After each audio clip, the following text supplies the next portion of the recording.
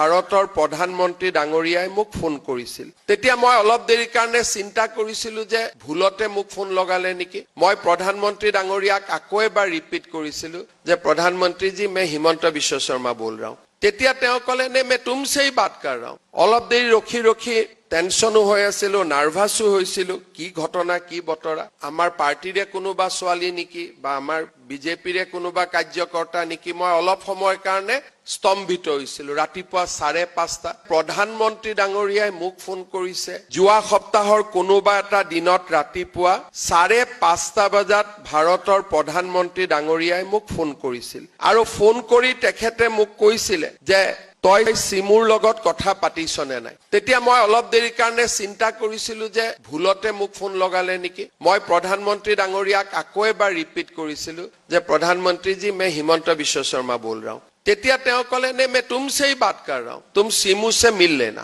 মই অলপ দেৰি কাৰণে স্তম্ভিত হৈছিলো যে প্ৰধানমন্ত্ৰী ডাঙৰীয়াই মোক ফোন কৰিছে, সিমুক লগ পাব দিছে, আমাৰ পাৰ্টিৰে কোনোবা ছোৱালী নেকি বা আমাৰ বিজেপিৰে কোনোবা কাৰ্যকৰ্তা নেকি। মই অলপ সময়ৰ কাৰণে স্তম্ভিত হৈছিলো। ৰাতিপুৱা 5:30 অলপ দেৰি ৰখি টেনশনো হৈ আছিল, নাৰ্ভাসো হৈছিল। কি ঘটনা কি বতৰা। 7টা বজাত মই পুনৰ প্ৰধানমন্ত্ৰী কাৰ্যালয়ত তেওঁৰ সচিবক ফোন কৰিছিলো যে অলপ আগতে মোক প্ৰধানমন্ত্ৰী ডাঙৰীয়াই ফোন কৰিছিল, সিমুৰ বিষয়ে কৈছিল, আপুনি অলপমান মোক জনাব পাৰিব নেকি। তেতিয়া তেওঁ মোক কৈছিল কালি প্ৰধানমন্ত্ৰীয়ে ভাৰতৰ অন্ধ মহিলা ক্ৰিকেট টিমটোৰ সৈতে সাক্ষাৎ কৰিছিল, ব্লাইণ্ড ওমেন ক্ৰিকেটাৰ্ছ। তাৰ পিছত মই তেওঁলোকক সুধিছিলো কিয় সাক্ষাৎ কৰিছিলে। তেতিয়া তেওঁ মোক কৈছিল যে এইবাৰ ৱৰ্ল্ড ব্লাইণ্ড ওমেন ক্ৰিকেটত ইণ্ডিয়া চেম্পিয়ন হৈছে আৰু এই ইণ্ডিয়ান টিমটোত সিমু দাস বুলি ছোৱালী এগৰাকীয়ে খেলিছিল আৰু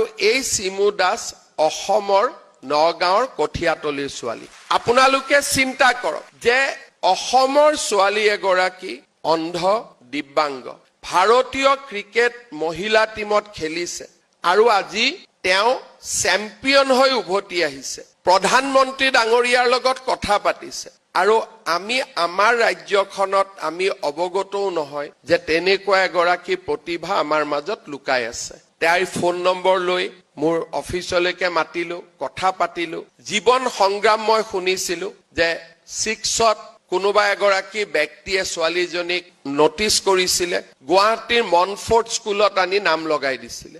মনফৰ্ড স্কুলত কেইটামান দিন থকাৰ পিছত ছোৱালীজনীৰ প্ৰতিভা দেখি কোনোবাই ছোৱালীজনীক দিল্লীলৈকে লৈ গৈছিলে। দিল্লীত ব্লাইণ্ড স্কুল এখনত পঢ়িছিলে। ক্ৰিকেটত লগৰ ছোৱালীবিলাকে প্ৰেক্টিচ কৰা বুলি শুনি তাইও প্ৰেক্টিচ কৰা আৰম্ভ কৰিলে আৰু লাহে লাহে উন্নতি কৰি ভাৰতীয় ব্লাইণ্ড ক্ৰিকেট মহিলা টিমত চিট পালে, চেম্পিয়ন হল আৰু ভাৰতলৈ উভতি আহিলে।